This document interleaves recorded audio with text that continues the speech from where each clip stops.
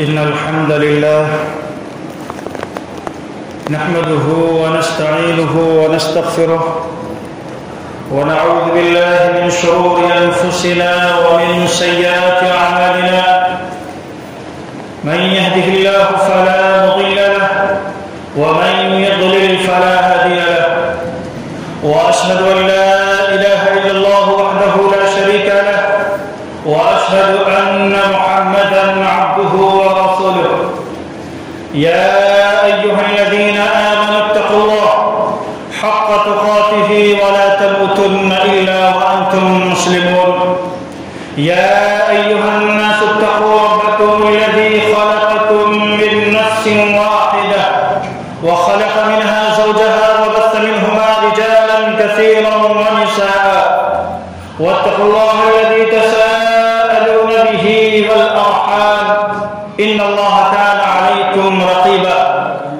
يا أيها الذين آمنوا اتقوا الله وقولوا قولا سديدا يصلح لكم أعمالكم ويغفر لكم ذنوبكم ومن يطع الله ورسوله فقد فاز فوزا عظيما أما بعد فإن خير الحديث كتاب الله وخير الهدي هدي محمد صلى الله عليه وسلم وشر الأمور محدثاتها وكل محدثة بدعة وكل بدعة ضلالة وكل ضلالة في النار فأعوذ بالله السميع العليم من الشيطان الرجيم بسم الله الرحمن الرحيم لقد من الله على المؤمنين إذ بعث فيهم رسولا من أنفسهم يتلو عليهم آياته ويزكيهم ويعلمهم الكتاب والحكمة وإن كانوا من قبل لفي ضلال مبين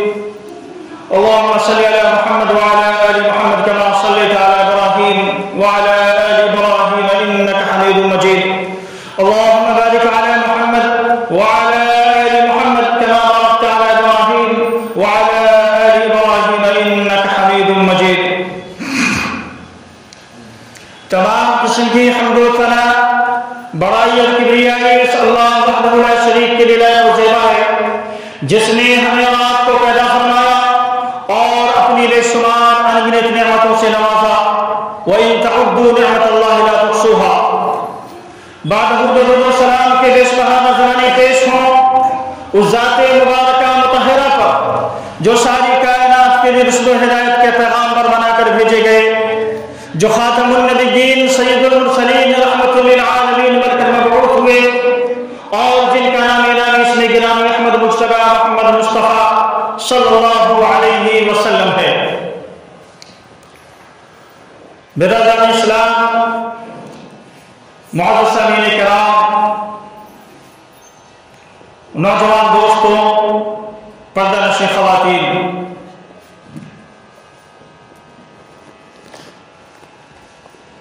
اسلامی کیلنڈر کے حساب سے یہ اسلامی سن کا تیسرا مہینہ ربیع الاول کا جاری اور ساری ہے یہ مہینہ تاریخی اعتبار سے بڑی ہی اہمیت کا حامل ہے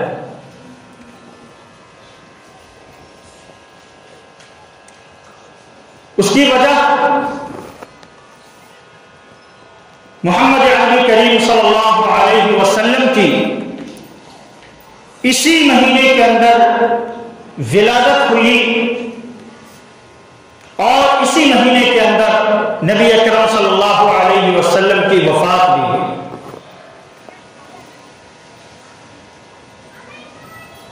اس لیے مسلمانان عالم اس مہینے کو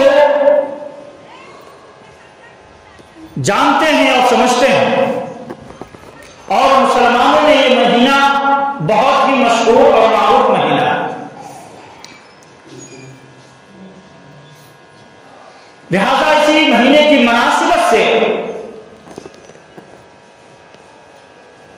نبی اکرم صلی اللہ علیہ وسلم کی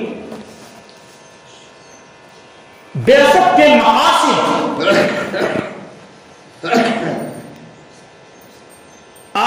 گوشے گزار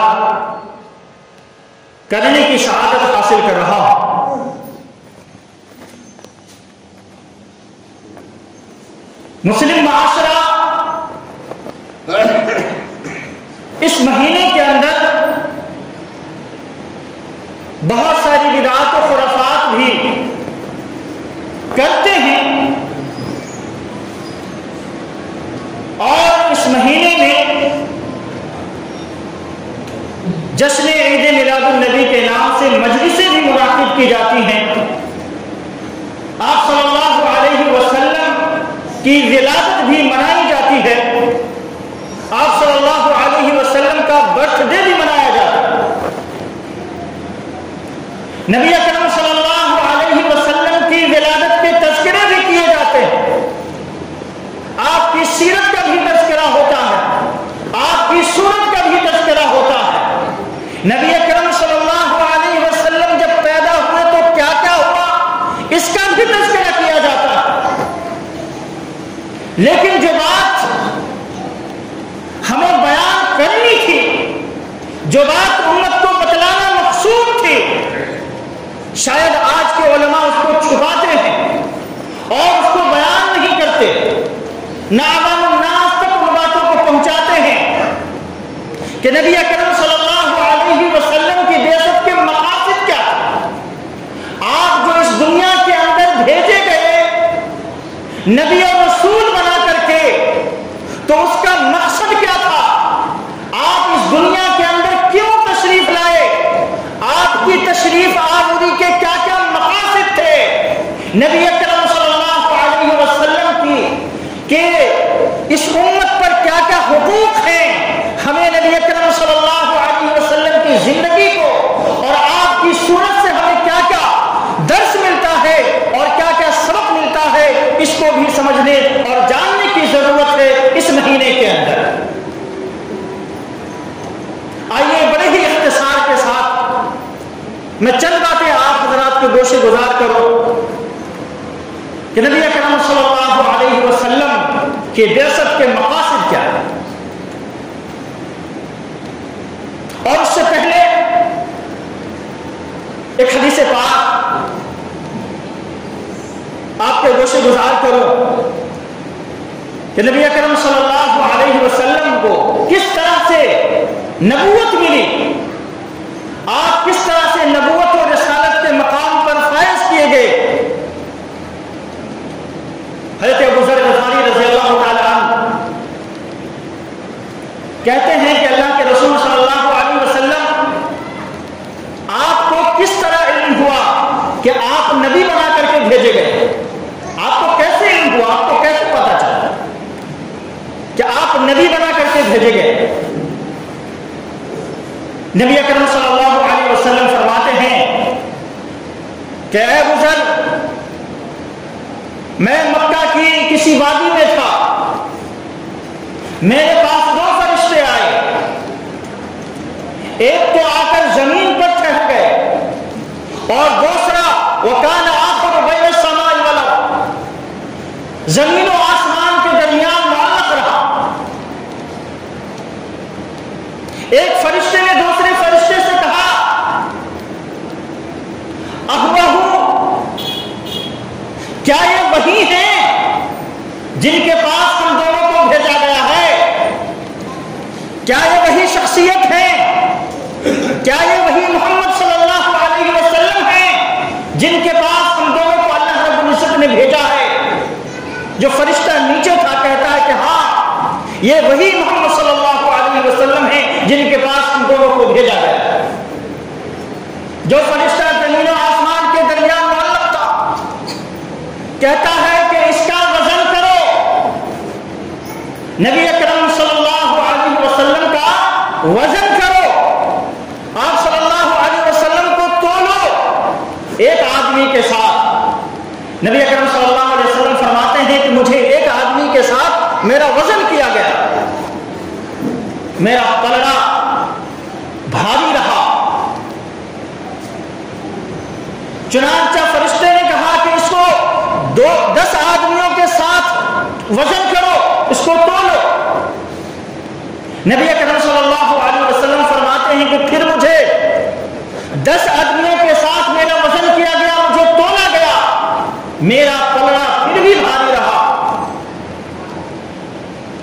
فرشتہ کہتا ہے کہ اسے 100 آدمیوں کے مقابلے تولو.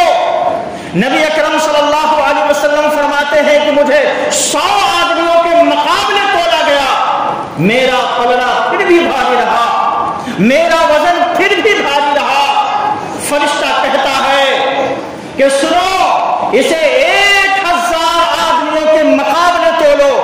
نبی اکرم صلی اللہ علیہ وسلم فرماتے ہیں کہ میزان کے ایک پلڑے پر, ایک ترازو پر اس امت کے 1000 افراد کو رکھا گیا, میزان کے دوسرے پلڑے پر مجھے تنہا واحد رکھا گیا. اور جب تولنے والے نے تولا تو ہم کیا دیکھتے ہیں کہ جس پلڑے پر میں تھا وہ پلڑا جھکا جا رہا ہے, اور جس پلڑے پر اس امت کے 1000 افراد کو رکھا گیا وہ پلڑا اوپر کی طرف جا رہا ہے. یہاں تک کہ مجھے خدشہ ہونے لگا کہ وہ پلڑا کہیں مجھ پر گر نہ جائے, یعنی اتنا ہلکا ہو گیا وہ پلڑا. وہ فرشتہ کہتا ہے اس عظیم شخصیت کو اگر تم اس امت کے تمام افراد کو میزان کے ایک پلڑے پہ رکھ دو گے اور اس شخصیت یعنی محمد رسول اللہ صلی اللہ علیہ وسلم کو میزان کے دوسرے پلڑے پر رکھ دو گے تب بھی آپ کا پلڑا بھاری ہی رہے گا. یہ مقام ہے محمد رسول اللہ صلی اللہ علیہ وسلم. اس طرح سے آپ کو نبوت اور رسالت سے نوازا گیا, آپ کو نبوت عطا کی گئی. میرے بھائیوں, وہ نبوت جو محمد عربی کریم صلی اللہ علیہ وسلم کو عطا کی گئی اس کے بہت سارے مقاصد ہیں. وقت کی قلت کی بنیاد پر میں چند اہم مقاصد آپ کے گوشت گزار کر رہا ہوں. اللہ رب العزت نے قرآن حکیم کے اندر آپ صلی اللہ علیہ وسلم کی تشریف آوری کے بہت سارے مقاصد بتلائے, بہت ساری غرض و غایت بتلائی ہے. قرآن حکیم کے اندر اللہ تبارک و تعالیٰ نے ارشاد فرمایا لقد من اللہ علی المؤمنین اذ بعث فیہم رسولا من انفسہم یتلو علیہم آیاتہ ویزکیہم ویعلمہم الکتاب والحکمہ وإن كانوا من قبل لفی ضلال مبین. کہ اللہ تبارک و تعالیٰ نے تم پر احسان کیا, یعنی اس امت پر اللہ تبارک و تعالیٰ نے احسان کیا. لقد من اللہ علی المؤمنین, اس مومنین پر, ان مومنین پر اللہ تبارک و تعالیٰ نے احسان کیا. کیا احسان کیا؟ لقد من اللہ علی المؤمنین اذ بعث فیہم رسولا من انفسہم, انہی میں سے ایک رسول ان کے اندر بھیجا, انہی میں سے ایک رسول ان کے اندر مبعوث فرمایا. یہ نبی اکرم صلی اللہ علیہ وسلم کی بعثت کا ذکر ہو رہا تھا. اور اللہ تبارک و تعالیٰ نے دیکھے اس آیت کریمہ کے اندر نبی اکرم صلی اللہ علیہ وسلم کی بعثت کو اس امت پر احسان عظیم قرار دیا, احسان قرار دیا. جبکہ اللہ تبارک و تعالیٰ نے آسمان بنائے تو کہیں یہ نہیں فرمایا کہ میرے بندے میں نے تم پر احسان کیا. چاند اور سورج بنائے تو کہیں بھی اللہ تبارک و تعالیٰ نے یہ نہیں فرمایا کہ میں نے تم پر احسان کیا. آسمان سے بارش نازل فرمائی تو اللہ تبارک و تعالیٰ نے کہیں یہ نہیں فرمایا کہ میں نے اس امت پر احسان کیا.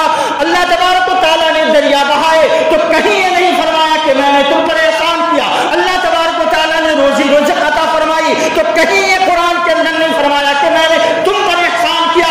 لیکن جب محمد رسول اللہ صلی اللہ علیہ وسلم کی ولادت کا تذکرہ فرمایا اور آپ کی بعثت کا تذکرہ فرمایا تو فرمایا کہ لقد من اللہ علی المؤمنین, کہ ہم نے مومنوں پر احسان کیا کہ انہی میں سے ایک رسول ان کے اندر بھیجا. اللہ فرماتا ہے جو انہی میں سے ہے اذ بعث فیہم رسولا من انفسہم, کیا مقاصد ہیں؟ اللہ فرماتا ہے یتلو علیہم آیاتہ, جو میری آیتوں کی تلاوت کر کر انہیں سناتا ہے. یتلو علیہم آیاتہ ویزکیہم, اور ان کا تزکیہ کرتا ہے, ان کو پاک و صاف کرتا ہے, گناہوں سے, شرک اور بدعات سے ان کا تزکیہ کرتا ہے, کفر و ضلالت سے انہیں نکالتا ہے, انہیں گناہوں سے مبرہ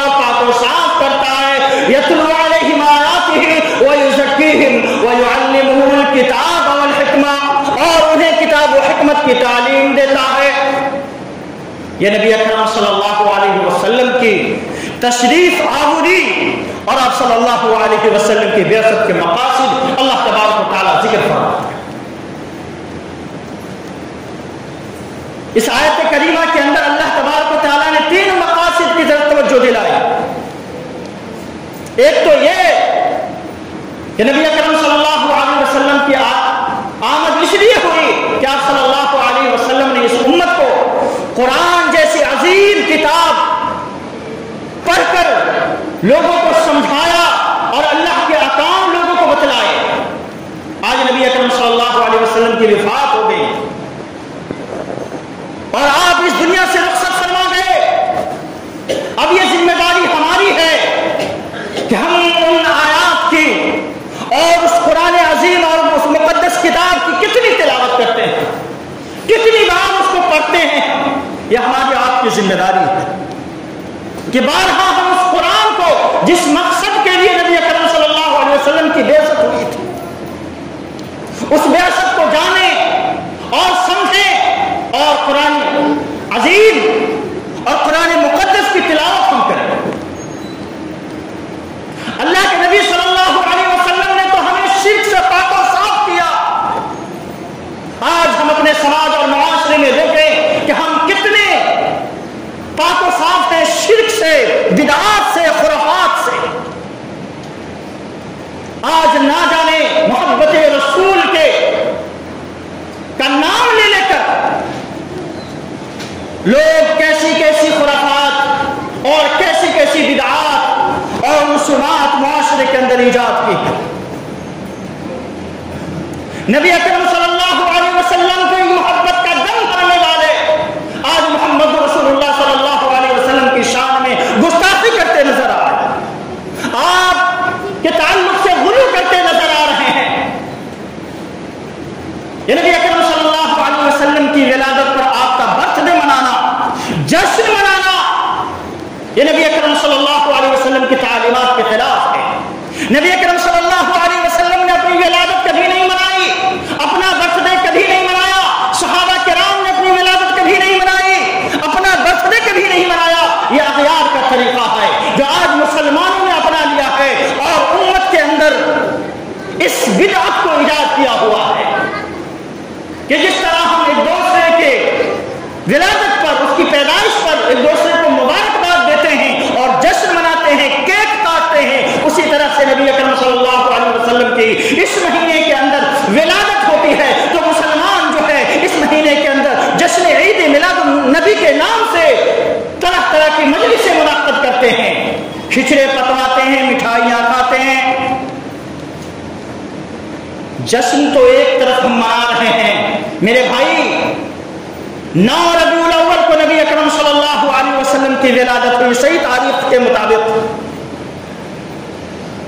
10 کو 11 کو اختلاف ہے، آپ کی ولادت کے اندر اختلاف ہے، 9 کو ہوئی یا 10 کو ہوئی یا 11 کو، لیکن آپ کی ولادت کے تعلق سے کوئی اختلاف نہیں ہے۔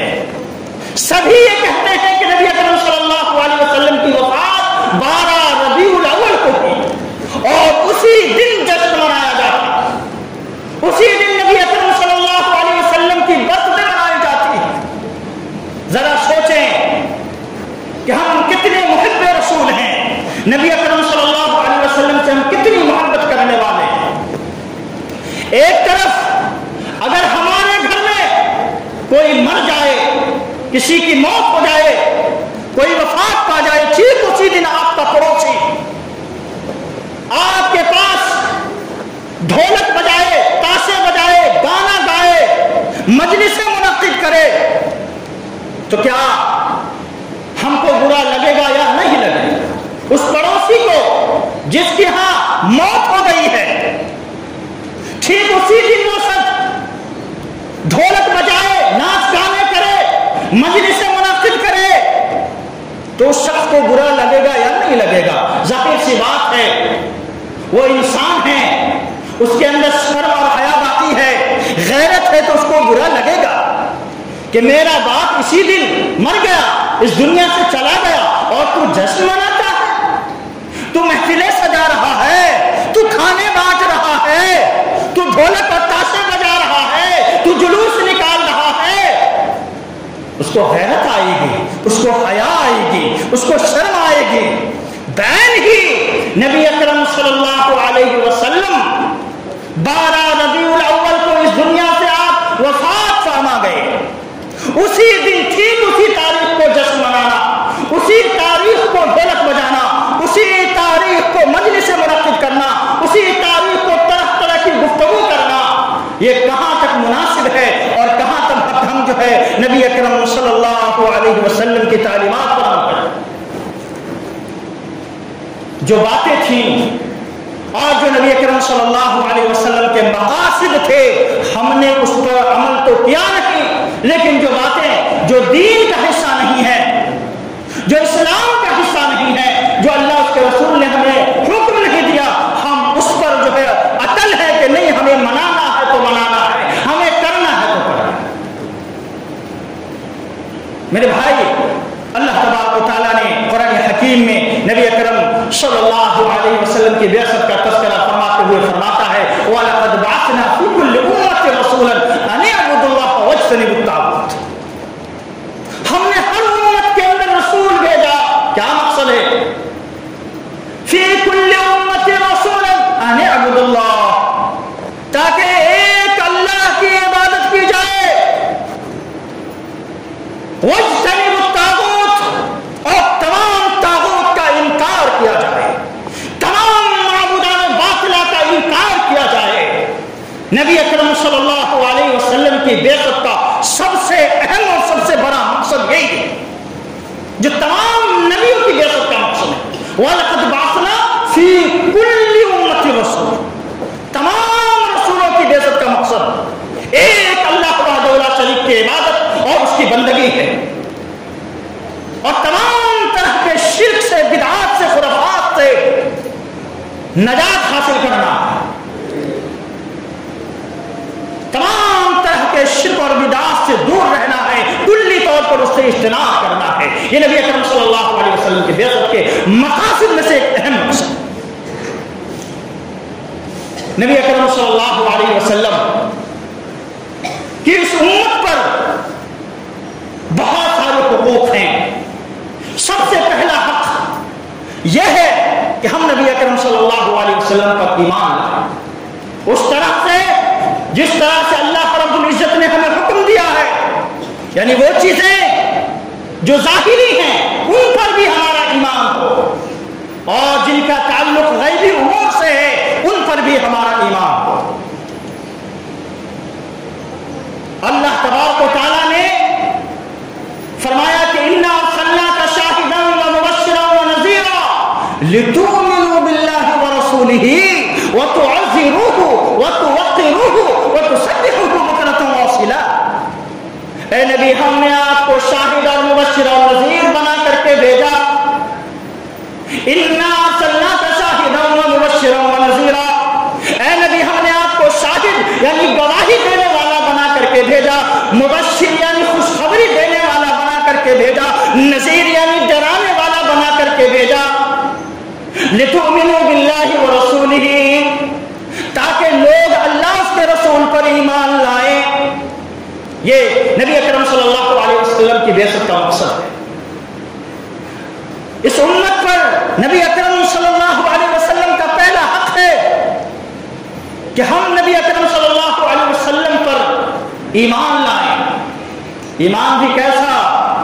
اس صحابی رسول صلی اللہ علیہ وسلم جیسا۔ امام ابو داؤد نے ایک حدیث نقل فرمائی ہے، نبی اکرم صلی اللہ علیہ وسلم نے ایک گھوڑا خریدا، ایک بدو سے ایک گھوڑا خریدا، سودا طے ہو گیا۔ آپ نے فرمایا کہ چلو چل کے گھر میں تمہیں اس کی رقم دیتا ہوں۔ آپ گھوڑے کو لے کر چلنے لگے، آگے بڑھنے لگے، وہ بدو پیچھے پیچھے آنے لگا۔ گھوڑا بہت ہی طاقتور، نہایت ہی خوبصورت، قد و قامت والا تھا۔ لوگوں کی نظریں پڑی، لوگ آئے یہ گھوڑا میرے حوالے کر دو، مجھے بیچ دو اور منہ مانگی رقم میں تم کو دوں گا۔ اس نے کہا کہ میں نے یہ گھوڑا محمد صلی اللہ علیہ وسلم کو بیچ دیا ہے، آپ کے ساتھ میں نے یہ فروخت سودا طے کر لیا، بس جا کر کے میں اس کی قیمت نبی اکرم صلی اللہ علیہ وسلم سے لوں گا۔ بہت سارے لوگ آئے اور سودا کرنا چاہا اس گھوڑے،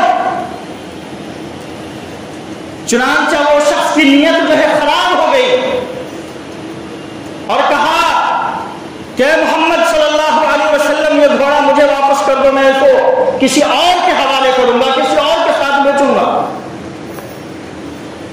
اللہ کے نبی صلی اللہ علیہ وسلم نے کہا بندے خدا، یہ گھوڑا میں نے تجھ سے خرید لیا ہے، سودا طے ہو چکا ہے، میں اس کی رقم تجھے ادا کرنے کے لیے جا رہا ہوں اور تو ابھی اپنی بات سے مکر رہا ہے۔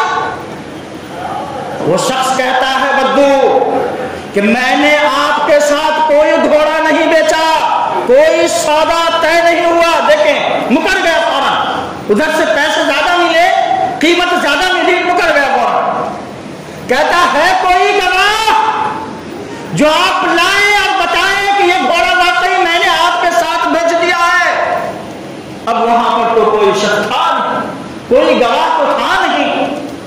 نبی اکرم صلی اللہ علیہ وسلم خاموش ہی تھے کہ اتنے میں آپ کا ایک صحابی، آپ کا ایک ساتھی اسی راستے سے گزرا، اس کے کان میں یہ آواز جاتی ہے کہ نبی اکرم صلی اللہ علیہ وسلم فرما رہے ہیں کہ میں نے یہ گھوڑا تم سے خرید لیا ہے۔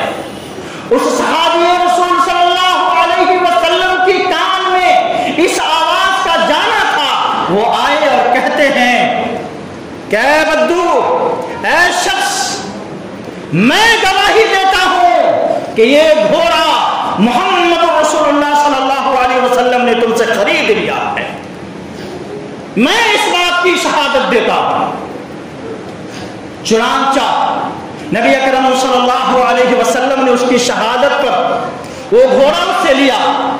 بعد میں جا کر کے اللہ کے نبی صلی اللہ علیہ وسلم نے اس صحابی سے پوچھا کہ بندے خدا، تو وہاں نہیں تھا جب ہمارا سودا طے ہوا، تو وہاں موجود نہیں تھا، لیکن پھر تو نے گواہی کیسے دی جب تو وہاں موجود ہی نہیں تھا؟ کہ اللہ کے نبی صلی اللہ علیہ وسلم گرچہ میں وہاں موجود نہیں تھا، لیکن جب میں اس راستے سے گزر رہا تھا تو میں نے سنا آپ نے کہا اور آپ کی زبان مبارک سے الفاظ نکلے کہ میں نے تم سے یہ گھوڑا خرید لیا ہے، بس میں نے اسی بات پر شہادت دی۔ اچھا کہاں اللہ کے نبی، میں نے اللہ کو نہیں دیکھا، آپ نے کہا کہ اللہ ہے تو میں نے مانا کہ اللہ ہے، بعین ہی جب آپ نے کہا اس شخص سے کہ میں نے گھوڑا خریدا ہے، میں نے آپ کو نہیں دیکھا، میں وہاں موجود نہیں تھا، لیکن آپ کی زبان مبارک سے سنا کہ آپ نے کہا گھوڑا خرید لیا ہے، سودا طے ہو چکا ہے، تو میں نے یہ شہادت دی کہ میرا نبی جھوٹ نہیں بول سکتا ہے۔ اللہ کے نبی صلی اللہ علیہ وسلم کی زبان مبارک سے جھوٹ نہیں نکل سکتے ہیں۔ جب آپ نے کہا ہے کہ گھوڑا تم سے خرید لیا ہے تو یقیناً آپ نے گھوڑا خرید۔ وہ ایمان تھا صحابہ کرام جیسا ایمان نبی اکرم صلی اللہ علیہ وسلم کی لائی ہوئی شریعت پر، آپ کے لائے ہوئے دین پر اور ان تمام باتوں پر جو ظاہری بھی ہیں جو نظر آتے ہیں اور جو باطنی ہیں جو نظر نہیں آتے، خواہ وہ جنت کا تعلق ہو، دوزخ کا تعلق ہو، قبر کے مناظر ہوں، قبر کے عذاب ہوں، برزخی زندگی ہو، ان سب پر ہمارا ایمان ہونا چاہیے کہ نبی اکرم صلی اللہ علیہ وسلم نے اس حوالے سے جتنی بھی باتیں کہیں سب کما حق ہو سچی۔ اس امت پر دوسرا حق ہے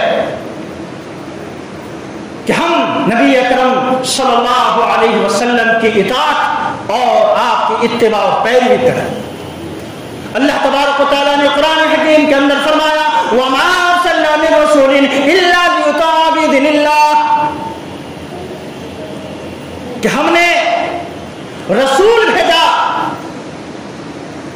اس لیے کہ تم اللہ کے حکم سے ان کی اطاعت کرو، ان کی فرما برداری کرو۔ یہ نبی اکرم صلی اللہ علیہ وسلم کے مقاصد کا، بعثت کا مقصد اللہ تبارک و تعالیٰ ذکر فرما رہا ہے۔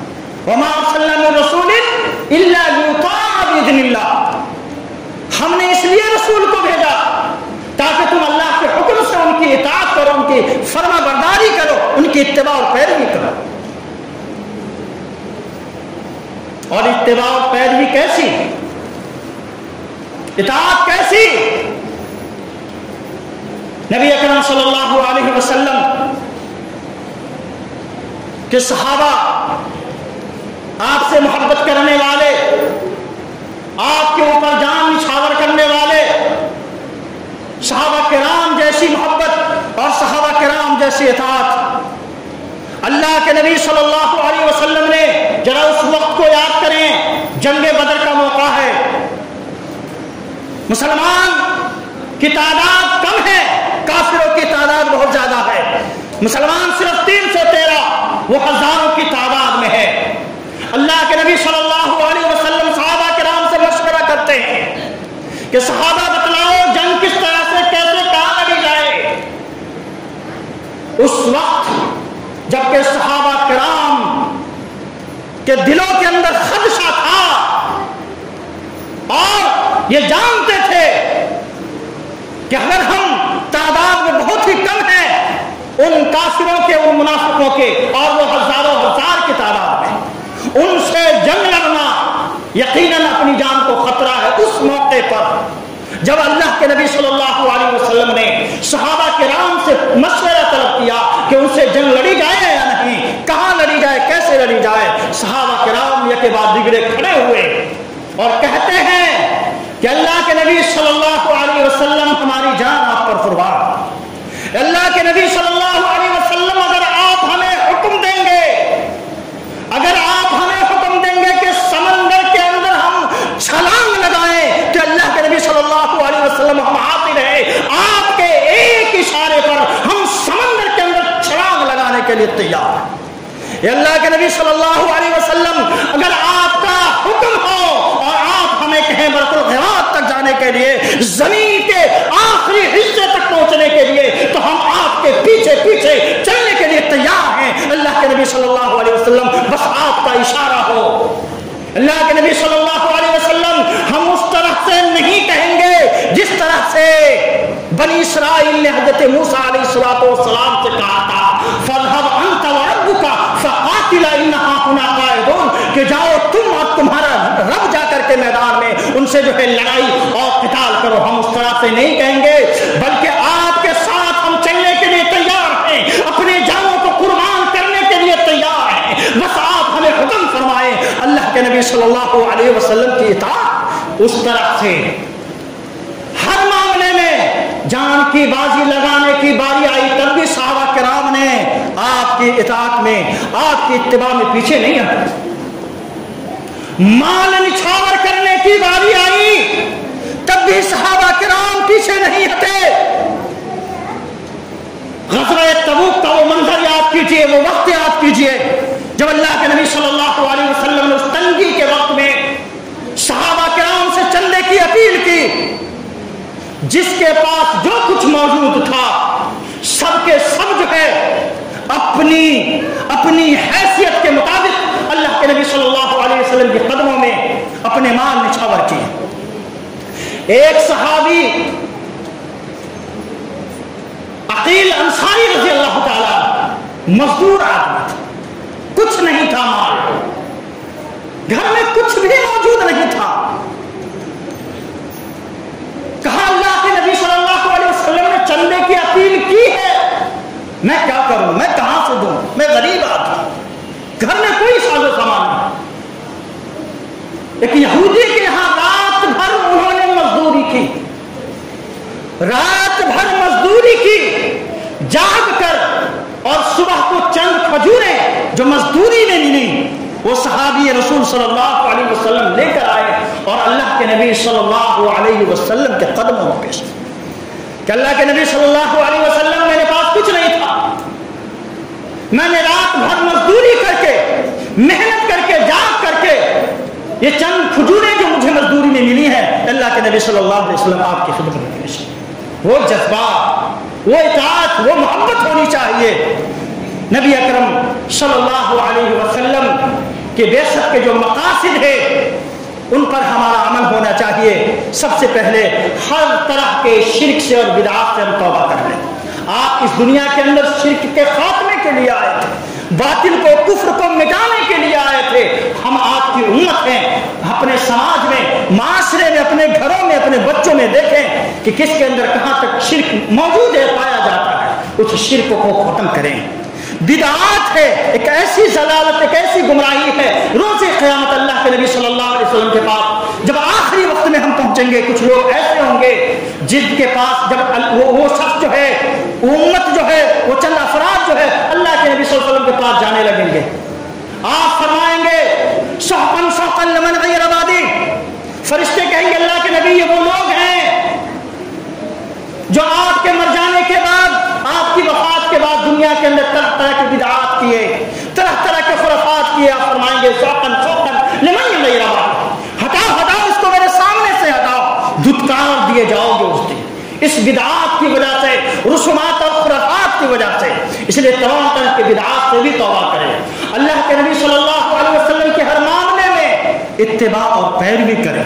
اتباع اور پیروی جانتے ہیں، اطاعت جس کا حکم اللہ کے نبی نے دیا، اور ہر بات میں آپ کے پیچھے پیچھے جس طرح سے صحابہ کرام چلتے تھے اسی طرح. ایک صحابی نے ایک موقع پر اللہ کے نبی صلی اللہ علیہ وسلم کہ یہ جو ہے قمیص کے بٹن کو کھلا ہوا دیکھ لیا کہ اللہ کے نبی صلی اللہ علیہ وسلم کے قمیص کے بٹن جو دو بٹن کھلے ہوئے ہیں. وہ صحابی رسول صلی اللہ علیہ وسلم نے زندگی بھر آپ کی اتباع میں، آپ کی پیروی میں اور آپ کی محبت میں اپنے دونوں بٹن زندگی بھر قمیص کے نہیں لگائے، زندگی بھر نہیں لگائے.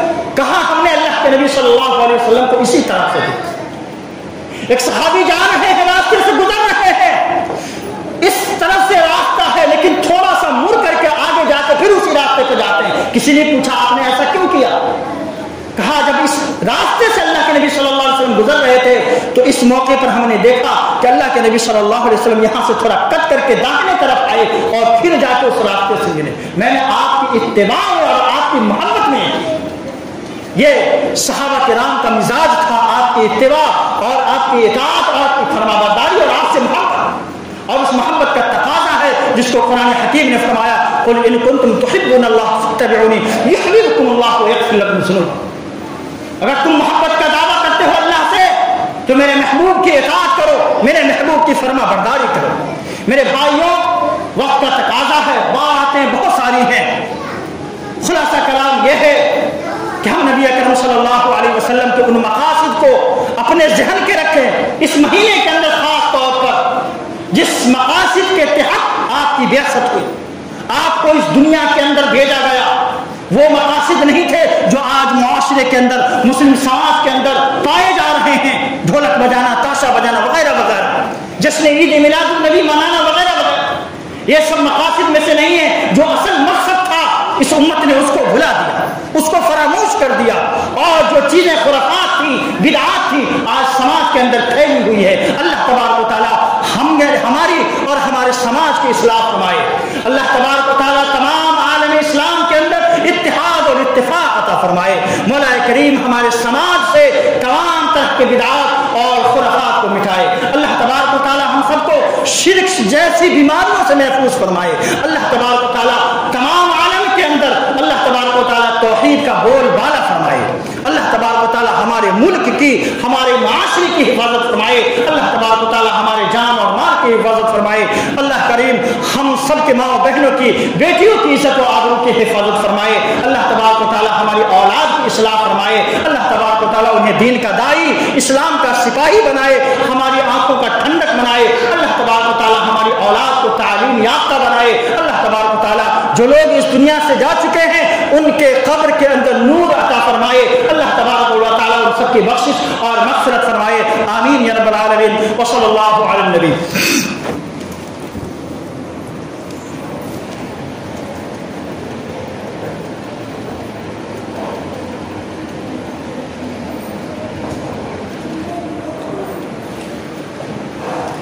إن الحمد لله نحمده ونستعينه ونستغفره ونعوذ بالله من شرور أنفسنا ومن سيئات أعمالنا من يهده الله فلا مضل له ومن يضلل فلا هادي له وأشهد أن لا إله إلا الله وحده لا شريك له وأشهد أن محمدا عبده ورسوله أما بعد فإن خير الحديث كتاب الله وخير الهدي هدي محمد صلى الله عليه وسلم وشر الأمور محدثاتها وكل محدثة بدعة وكل بدعة ضلالة وكل ضلالة في النار فأعوذ بالله السميع العليم من الشيطان الرجيم بسم الله الرحمن الرحيم إن الله وملائكته يصلون على النبي يا أيها الذين آمنوا صلوا عليه وسلموا تسليما اللهم صل على محمد وعلى آل محمد كما صليت على إبراهيم وعلى آل إبراهيم إنك حميد مجيد اللهم بارك على محمد وعلى آل محمد كما باركت على إبراهيم وعلى آل إبراهيم إنك حميد مجيد عباد الله رحمكم الله إن الله يأمر بالعدل والإحسان وإيتاء ذي القربى وينهى عن الفحشاء والمنكر والبغي يعظكم لعلكم تذكرون اذكروا الله العلي العظيم يذكركم وادعوه يستجب لكم ولذكر الله تعالى أعلى وأولى